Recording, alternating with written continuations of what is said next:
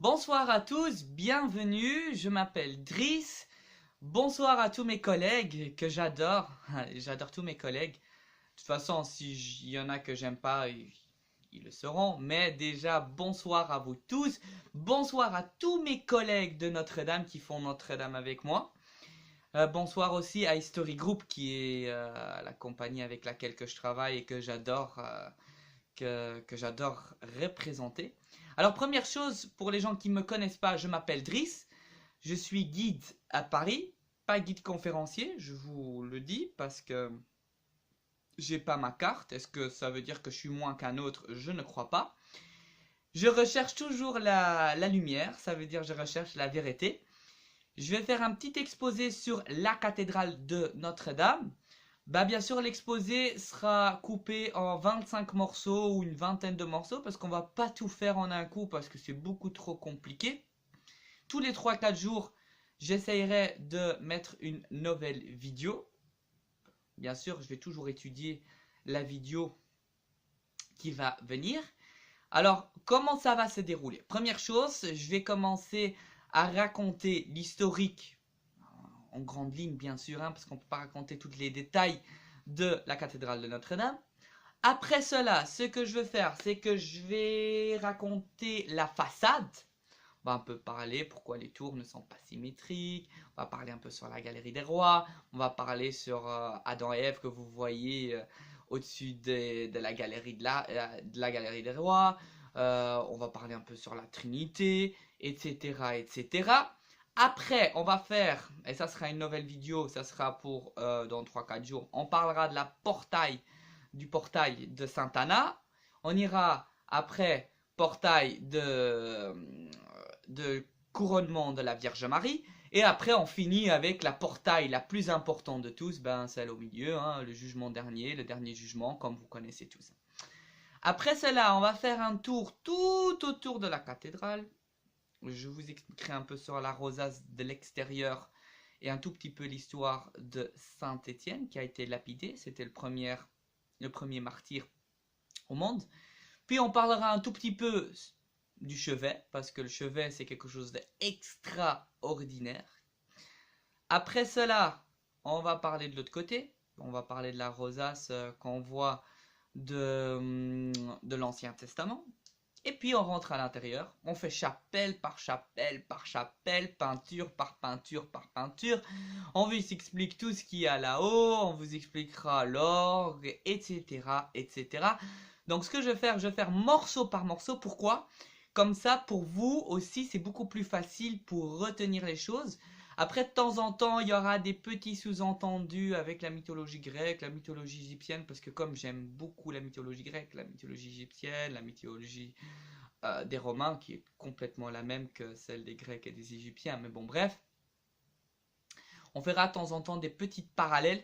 Par contre, ça, je ne mettrai pas dans la même catégorie que Notre-Dame. Là, ce que je vous raconte de Notre-Dame, c'est pur Notre-Dame. Si vous voulez en savoir plus, il y aura un autre carré où ce que vous allez voir pour les gens qui veulent en savoir un tout petit peu plus. Alors première chose, la façade qui est incroyable. Si vous regardez la façade, vous avez deux tours exceptionnelles. Vous avez un vaisseau de pierre qui est vraiment exceptionnel. Alors quand on a commencé à construire cette église, cette cathédrale, excuse-moi, qui est vraiment extraordinaire, la première pierre a été posée en 1163 par le pape Alexandre le IIIe. Bon, il faut savoir qu'on a déjà commencé à construire avant, C'est pas, on n'a pas entendu le pape qui a mis la première pierre pour commencer à construire parce que je sais pas si vous imaginez, il faut raser les maisons, il faut construire des ponts, il faut chercher de la main-d'œuvre, il faut trouver de la stabilité. Tout cela, je vous expliquerai beaucoup plus tard, bien sûr, dans une autre conférence. Mais c'était un boulot vraiment phénoménal. Donc en 1163, on commence à construire. Combien de temps ça a mis pour construire? On n'est pas vraiment d'accord sur cela. Vous allez entendre plusieurs personnes. Il y en a qui vont dire 100 ans. Il y en a qui vont dire 150. Il y en a qui vont dire 200. Et soyons honnêtes, même aujourd'hui, on la reconstruit parce qu'il y a toujours quelque chose qui ne va pas. Alors, un des architectes très connus, c'est Maurice de Sully. Bon, pouvez vous imaginer, ce n'est pas le seul architecte qui a construit cela. Hein. Bah non, il n'y a aucun architecte qui vit plus que 200 ans. Donc, du coup, c'est plusieurs architectes qui ont construit cette pièce extraordinaire. Une fois que ça a été construit, tout le monde a été content. Qui a construit cela? Ben, on n'est pas très sûr de cela, mais qu'est-ce que je peux vous dire? Je crois pas que c'est des esclaves, parce que pour construire une église comme ça, je crois que c'est des gens avec un certain savoir. Je soupçonne, faites attention, hein, c'est une hypothèse que je vous donne, et je vous expliquerai aussi plus tard pourquoi. Je soupçonne que c'est les Templiers qui ont construit ce vaisseau de pierre. Pourquoi? Parce qu'on voit les signes zodiaques, l'orientation est assez curieuse, parce qu'elle est orientée vers l'est, etc., etc. Bien sûr, je ferai une petite conférence aussi sur les Templiers, les soufistes et les cathares, parce que c'est des gens assez curieux. Alors, première chose, il faut savoir, il y a une orientation. La plupart des églises, pas la plupart, mais quand même quelques églises sont orientées vers l'est. Alors je sais que la plupart de vous savent ce qui se passe vers l'est, mais le soleil se lève vers l'est. Alors qu'est-ce qui se passe? C'est que le soleil se lève vers l'est, il tourne de ce côté-là, il va dans le sud, il frappe dans la rosace de sud. La rosace de sud, c'est quoi? C'est le Nouveau Testament. On a aussi une rosace de l'autre côté, ça c'est l'Ancien Testament. Donc c'est logique que le soleil ne frappe plus dans l'Ancien Testament. Mais l'Ancien Testament, on en a besoin pour connaître le Nouveau Testament. Ils sont ensemble, mais le soleil ne frappe plus dans l'Ancien Testament. Donc qu'est-ce qu'il fait?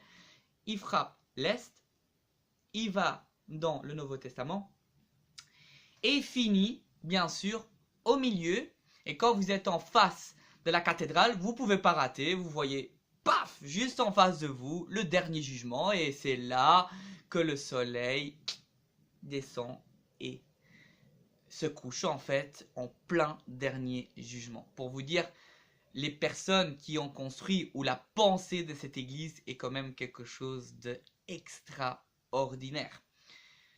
Alors, tout va bien, et puis, tout va bien. Bon, je ne veux pas raconter toute l'historique, je vous raconterai plus une fois aussi à l'intérieur de l'église. Tout va bien, et à un moment, qu'est-ce qui se passe? C'est que il y a la Révolution française. Bon, on connaît tous la Révolution française qui commence le 14 juillet 1789. Bon, il y a déjà eu des phases avant le 14 juillet 1789. J'en ferai aussi une vidéo sur la Révolution française pour vous un peu expliquer plus sur la Révolution française parce que c'est quelque chose d'assez complexe. Alors il y a la Révolution française et on va tout détruire. Vous pouvez vous imaginer tout ce qu'il y a comme statues que vous voyez en face, toutes les statues que vous voyez là en façade, la plupart des statues ont été détruites.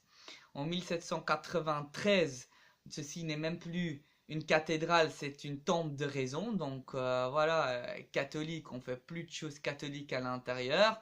Et on peut dire que l'église a été un tout petit peu abandonnée. Qui va sauver cette église? Bon, il y en a plusieurs. On dit que c'est Victor Hugo et Napoléon. Bon, Napoléon, il va faire quelque chose de très curieux à l'intérieur. On en parlera aussi. Je ferai carrément une vidéo que sur cela, le couronnement de Napoléon. Je vous ferai carrément une explication, parce que on parle du pape qui a mis la couronne sur la tête de Napoléon. Et Napoléon, qu'est-ce qu'il a fait? Il a pris la couronne et il a mis sur sa propre tête. Et il a mis aussi sur sa femme, Joséphine, excuse-moi pour le petit problème technique. Et il a mis aussi sur la tête de sa femme, Joséphine, qui l'a trompé plusieurs fois. Mais comme je vous dis, je ferai une vidéo plus tard sur cela parce que ça c'est une histoire vraiment extraordinaire. Et j'ai besoin de 25 minutes, 30 minutes pour bien la raconter. Et après, de nouveau, il faut s'imaginer quand Napoléon rentre à l'intérieur plus de l'église, parce que c'est plus une cathédrale à ce moment-là, c'est un tombe de raison. Tous les drapeaux de toutes les batailles qu'il a gagnées, etc. On met des beaux petits tapis rouges, etc. Donc, franchement, je vous conseille de rechercher les photos du couronnement de de Napoléon. Et regardez, vous avez une grande peinture très connue au Louvre, ce que vous pouvez voir que Napoléon prend la couronne et il la met sur la tête de sa femme. Quelque chose de vraiment incroyable. Et après cela, on a en 1800, dans les 1830, on a, bien sûr, peut-être que vous avez déjà entendu de cela, je crois que tout le monde connaît l'histoire de la cathédrale de Notre-Dame. Alors, qu'est-ce que c'est l'histoire avec Quasimodo, Esmeralda? En fait, c'est un livre écrit par Victor Hugo, vraiment un livre extraordinaire. Pour les gens qui ont vu le Disney, ne lisez pas les livres parce que la fin est un peu plus tragique dans le livre que le Disney. Et qu'est-ce qui se passe? Une fois que Victor Hugo a écrit sur la cathédrale de Notre-Dame, le roman va devenir un best-seller et c'est avec le best-seller qu'on va reconstruire la cathédrale. On va reconstruire la cathédrale entre 1840 et 1860. Qui est la personne qui va reconstruire cette cathédrale? C'est Viollet-le-Duc. Viollet-le-Duc qui était un personnage assez étrange. Il va tout reconstruire. Tout ce qui a été détruit pendant la Révolution française entre 1840 et 1860. Et vous allez voir que cette personne est une curiosité parce que il fait des choses assez curieuses dans l'église. Donc l'église a été reconstruite techniquement par Viollet-le-Duc. Il y a des autres et j'en parlerai aussi bien sûr plus tard. Alors, première chose, quand on regarde cette façade, il y a déjà quelque chose qui m'a toujours interpellé. Et il y a des amis à moi aussi, et des guides aussi, ils se posent toujours la question. Les deux tours ne sont pas symétriques. Alors, les deux tours ne sont pas symétriques, c'est tout simple. Si vous montez 3 étages plus haut, vous allez voir que le côté droit n'est pas la même chose que le côté gauche. Vous regardez les fenêtres, vous allez voir qu'au 3e étage, ils ne sont pas identiques du tout. Alors pourquoi? Peut-être que, première chose, c'est que l'architecte était fatigué. Il faut savoir, on a d'abord construit une tour, et puis on a construit une 2e tour. Ça pourrait être une probabilité. Deuxième probabilité, tout simplement, on pourrait dire que la seule perfection est Dieu. Donc, nous, on est des humains, on construit pour Dieu, mais on n'est pas Dieu, donc on casse la symétrie. Et de toute façon, même s'il représente un être humain n'est pas symétrique, rien n'est symétrique. Et je crois aussi que pour l'œil, la symétrie, c'est quelque chose qu'on essaye d'éviter. Alors, qu'est-ce qui se passe? Si vous descendez un tout petit peu plus bas, vous avez la Vierge Marie. Et si vous reculez un tout petit peu sur la façade, donc vous allez un tout petit peu plus loin du parvis, vous regardez la Vierge Marie, vous allez voir quelque chose de assez curieux que les catholiques connaissent et peut-être autres gens aussi. Vous allez voir que derrière la Vierge Marie, vous avez donc la lumière, le cercle, et le cercle se trouve dans un carré. Donc, qu'est-ce que c'est le carré? Et le carré, c'est tout simple, c'est les 4 points cardinaux, les 4 saisons, les 4 évangiles. Donc, tout simplement, qu'est-ce qui représente ce carré? Il représente le monde. Le cercle, je ne sais pas si vous savez, le cercle, c'est un symbole infini, c'est une beauté incroyable. Donc, le cercle, si c'est l'infini, qui ça pourrait être? Tout simplement Dieu même. Qui est Dieu? Jésus. Le Verbe se fait chair. Donc, qu'est-ce qui se passe? C'est que, tout simplement, Jésus rentre à l'intérieur du monde. Et si vous regardez bien, c'est la lumière de la Vierge Marie qui se trouve juste derrière elle. Un beau auréole, comme on dirait en français. Après, vous avez sur le côté droit et le côté gauche, vous avez 2 personnalités. Alors, sur le côté gauche de la Vierge Marie, vous avez Adam. Sur le côté droit, vous avez Ève. Alors, faites attention.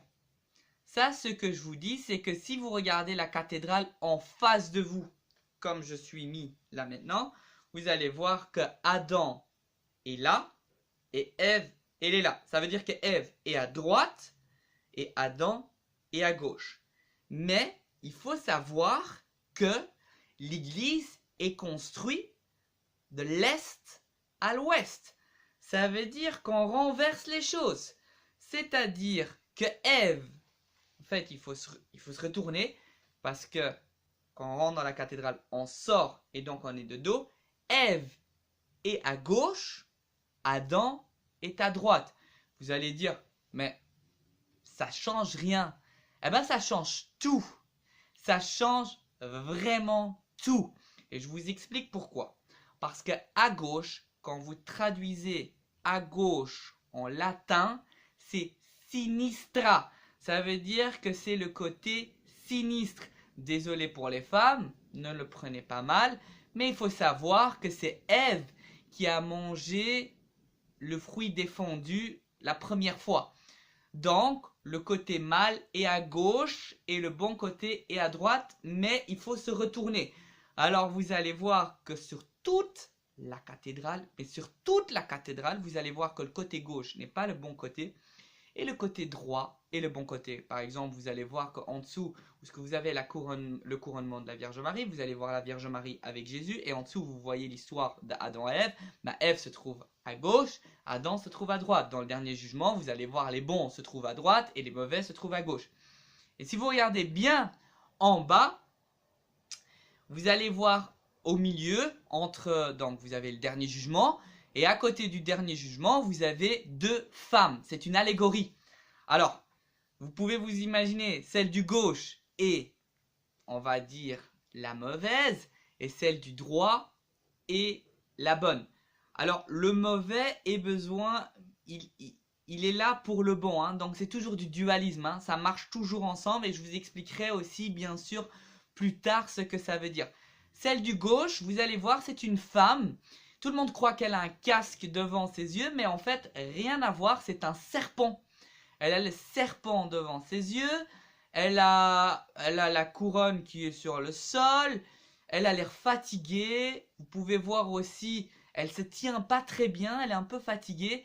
Et celle de droite, elle est parfaite. Elle a la lumière derrière elle, elle ouvre les yeux, elle a la couronne, elle a voilà, le Graal dans sa main. Et donc, on a le bon côté à droite et le mauvais côté à gauche. Alors, ce qui est très très curieux, c'est que en fait, l'allégorie représente quelque chose. Sur le côté gauche, vous avez synagogue, et sur l'autre côté, vous avez l'église. Alors, vous allez dire, mais ça c'est vraiment dégueulasse. Mais non, pas du tout. En fait, c'est juste la transaction. Donc, on veut dire qu'on doit passer de l'Ancien Testament au Nouveau Testament. En fait, ils sont liés, ils sont ensemble. Et c'est ça ce que les gens se trompent un tout petit peu. Ils croient, oh, ça c'est vraiment très horrible. Non, c'est juste, de ce côté-là, elle est aveugle. Et si vous regardez ses yeux, vous allez voir, elle a les yeux fermés. De l'autre côté, elle a les yeux ouverts. Donc, la révélation est dans le Nouveau Testament et pas dans l'Ancien Testament. Après, on peut continuer au niveau de ce débat. Mais ça, c'est un tout petit peu l'idéologie derrière cela. On en parlera plus parce que de toute façon, il y a une personne qui est très marquée avec cette histoire-là, c'est Saint Paul. Je vous expliquerai plus avec Saint Paul parce qu'il est vraiment partout. Hein. Saint Paul, il est vraiment dans toute l'Église. C'est vraiment... c'est un des personnages le plus important de l'Église. Après, on a parlé de gauche, droite, j'ai essayé de vous expliquer un tout petit peu au niveau de la dualité. Vous avez la galerie des rois. Alors la galerie des rois, je vais vous donner toutes les hypothèses possibles. Parce qu'il n'y a pas qu'une seule hypothèse. Et c'est ça qui est drôle. Tout le monde croit que, bon, c'est les rois de la lignée de David. Donc d'Abraham à David, on avait 14 rois. Et de David jusqu'à Jésus, on avait 14 rois. Déjà, c'est faux parce qu'il y a eu déjà 3 générations et pas 2 générations. Donc, il y a eu plusieurs rois. Alors, première chose, et il y a des choses très marquantes, ça pourrait être les rois d'Israël. Pourquoi pas? Voilà. Deuxième interprétation, et c'est assez curieux, ça pourrait être aussi les rois de la France. Parce qu'on a eu 3 lignées à cette époque-là. on pourra avoir les Mérovingiens d'un côté, on pourra avoir après les Carolingiens et on pourra avoir les Capétiens. Pourquoi pas? Pourquoi pas? C'est pour cette raison-là peut-être que pendant la Révolution française, on a décapité les têtes, on a coupé les têtes, etc. etc. Il y a une autre interprétation, alors là il faut qu'on commence à faire un tout petit puzzle. Alors, ce qui est très curieux, c'est que le 8e roi, et on fera aussi la numérologie parce que j'adore la numérologie, je voulais juste vous le dire. Le 8e roi, donc si vous partez de à gauche à droite, vous allez voir que le 8e roi, il a une couronne sur ses deux doigts, ou sur un doigt, je ne me rappelle plus, je crois que c'est voilà, sur le pouce ou sur les deux doigts. Bon bref. Qui est ce roi? Ben, c'est pas un roi en fait, c'est l'architecte Viollet-le-Duc. À un moment, on a frotté et on a trouvé en fait son nom dessus. On a trouvé que c'est les mêmes traits que l'architecte. Alors ça c'est déjà une curiosité parce qu'il s'est représenté comme un roi d'Israël. Je crois qu'il faut déjà avoir un ego assez surdimensionné pour faire cela. C'est mon opinion. Et deuxième curiosité, bah, si vous regardez bien, et moi je l'avais remarqué la dernière fois, c'est le seul roi sans cape. Donc tous les rois ont une cape, mais ce roi-là n'a pas de cape. Et une autre curiosité, il s'est représenté dans un chiffre très symbolique, le numéro 8. Comme j'ai dit, je ferai une explication sur la numérologie. Je vous expliquerai qu'est-ce qui est le numéro 8, mais je ne sais pas si vous voyez, un numéro 8, ça fait ça. Hein. Et c'est l'infini. Le numéro 8, c'est le numéro de la résurrection. Quand il y a eu l'Apocalypse, et il y a eu l'ange qui a sifflé dans la trompette, il a sifflé 8 fois. Donc ça veut dire l'infini. C'est aussi le numéro de Jésus. Si vous traduisez Javé en hébreu et vous faites la numérologie avec chaque lettre, vous tombez sur 26. 26 et 2 plus 6 c'est 8. Donc c'est quand même assez curieux que l'architecte principal s'est mis dans le numéro 8. Est-ce que c'est une coïncidence ou pas? Je vous donne juste une hypothèse. Voilà. Deuxième curiosité, si vous allez au 14e roi, c'est la même chose hein, avec David, 14e roi c'est David, vous pouvez aussi jouer avec les lettres, vous allez de nouveau tomber sur 14, ce qui est très curieux, et vous allez voir qu'en dessous de ses pieds, il y a un lion. Donc voilà, un lion, pourquoi? Parce que l'emblème de David est un lion. Je ferai aussi une petite vidéo sur la symbolique des animaux. Alors le lion, je ne sais pas si vous le savez, c'est le symbole du soleil, hein, parce qu'il y a la crinière ressemble au soleil, etc., etc. Mais j'irai plus profond sur cela la prochaine fois. Je ferai une petite vidéo aussi sur les symboliques des animaux. Mais on croit que c'est David, mais il y a une autre probabilité, ça pourrait être aussi Pépin. Pépin le Bref, qui a changé la dynastie des Mérovingiens dans les Carolingiens par après. Alors on ne sait pas trop. Après, une très grosse curiosité, parce que quand j'écoute les guides me disent souvent, ben c'est David qui est au milieu. Ben, il est au milieu techniquement, mais il ne se trouve pas en dessous de la Vierge Marie. Qui se trouve en dessous de la Vierge Marie? Eh ben c'est Salomon. Salomon, si je ne le dis pas bien, excuse-moi, parce que parfois j'utilise des autres prononciations. Salomon. Alors là, il y a une curiosité, mais vraiment extraordinaire. Je vous ai dit que les Templiers, je les soupçonne qu'ils ont construit cela. Et je ne sais pas si vous savez, les Templiers, c'est un ordre chevalier qui en fait protégeait les pèlerins qui allaient de la France jusqu'à Jérusalem pour délivrer le tombeau de Jésus-Christ. Alors ce qui est très intéressant, c'est qu'à un moment, à Jérusalem, le roi Baudouin leur a offert le temple de Salomon. Et si vous regardez le temple de Salomon, alors là c'est très extraordinaire, c'est aussi construit vers l'est. C'est ça que je voulais dire. Alors si les gens me disent mais non, c'est orienté vers Jérusalem, il faut juste m'expliquer pourquoi alors le temple de Salomon est aussi orienté vers l'est. On ne va pas orienter le temple de Salomon vers l'est si on est déjà à Jérusalem. Donc ça n'a pas de sens. Donc on fait quand même un culte solaire. Soyons honnêtes au niveau de cela. Et après, il y a une autre curiosité. Si vous allez un peu plus loin, vous avez Abraham. Donc rien n'est chronologique, parce qu'Abraham, c'est le premier normalement de la lignée. Et c'est avant David. Et avant Salomon. Donc on a un problème. Et le dernier personnage des 28 rois, eh ben c'est qui? Eh ben vous n'allez pas croire, c'est Philippe Auguste. Alors là, moi j'ai vu les traits de Philippe Auguste, donc il suffit juste de faire Google et regarder les traits de Philippe Auguste et vous allez voir les traits du dernier roi de la galerie de rois, eh ben vous allez voir exactement, mais vraiment exactement les mêmes traits. Alors on a un problème, on a encore plusieurs architectes à l'intérieur, donc on ne sait pas trop en fait. Est-ce que c'est les rois de la France? Est-ce que c'est les rois d'Israël?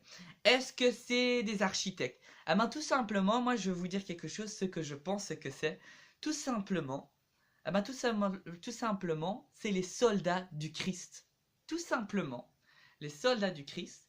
Alors pourquoi 28? Bah, de nouveau, je vous ai dit que c'est quand même assez curieux que le 8e roi et l'architecte et le 14e roi et David, etc., etc. Je ne veux pas aller dans tous les détails possibles. Ah ben tout simplement, 28, parce que si vous faites 2 plus 8, ça fait 1. Et 1, ça veut dire unité, et la dernière personne qui a vu la fin de cette cathédrale est Philippe Auguste, si je ne me trompe pas, c'est lui qui a vu la fin, je ne suis pas si sûr de cela. Bon bref, alors ce qui est intéressant, c'est que 28 est aussi le cycle de la Lune, bah tout simplement. Alors si on est dans les dualités, ça prend tout son sens. Je vous ai dit que le soleil s'élève vers l'est et le soleil se couche vers l'ouest. Et si on sait que 28 est le cycle de la lune et on voit qu'il y a 4 rois qui ressortent, 4 contreforts comme je vous ai dit le monde, mais 4 c'est aussi le cycle de la lune parce qu'il y a 4 carrés qui font le cycle de la lune, eh ben ça prend tout son sens aussi. Alors qu'est-ce que c'est? Est-ce que c'est l'un? Est-ce que c'est l'autre? Ou est-ce que c'est tout? Bah à vous de faire vos propres recherches, vos propres hypothèses, etc., etc. Après, on descend en bas. On a 3 portes. 3 portes, qu'est-ce que ça représente? Ça représente, bien sûr, la Trinité. Je vous ai expliqué les 2 femmes au milieu, bah, l'allégorie avec la synagogue et l'église. Tout à fait sur votre droite. Donc, pas en miroir. Hein, donc, vous êtes là vous êtes en miroir. Hein, ça veut dire qu'il ne faut pas se retourner. À droite, vous avez Saint-Denis. Saint-Denis, qui c'est? Je vous raconterai plus sur lui quand je parlerai sur le portail. Alors, Saint-Denis, c'est le premier martyr. Pas le premier martyr, on dirait plutôt le premier missionnaire de Paris dans l'année 250. Je vous expliquerai plus sur lui aussi. Et tout à fait à gauche, vous voyez un autre homme. Et lui, c'est Saint-Étienne. Et c'est la première personne qui a été martyrisée à Paris. Voilà. Bah, j'espère que vous avez appris quelque chose. C'est juste la façade. Les choses vont se compliquer encore beaucoup plus que cela. Hein, parce que ça, là, ce que je vous ai raconté est vraiment rien du tout. Je vous souhaite une bonne journée, une bonne soirée. Amusez-vous bien. Faites vos recherches. Si vous trouvez plus que cela, dites-le moi. Partagez tout cela avec moi. Envoyez-moi la documentation. Et comme ça, on peut encore plus documenter les gens sur la Notre-Dame. Bonne soirée à tous et dans 3 jours, normalement, si tout va bien, je crois que je ferai ma prochaine vidéo. Ça sera lundi que je fasse ma prochaine vidéo qui sera sur le portail de Sainte-Anna. Voilà, bonne journée à tous, bonne soirée et à bientôt. Ciao, ciao.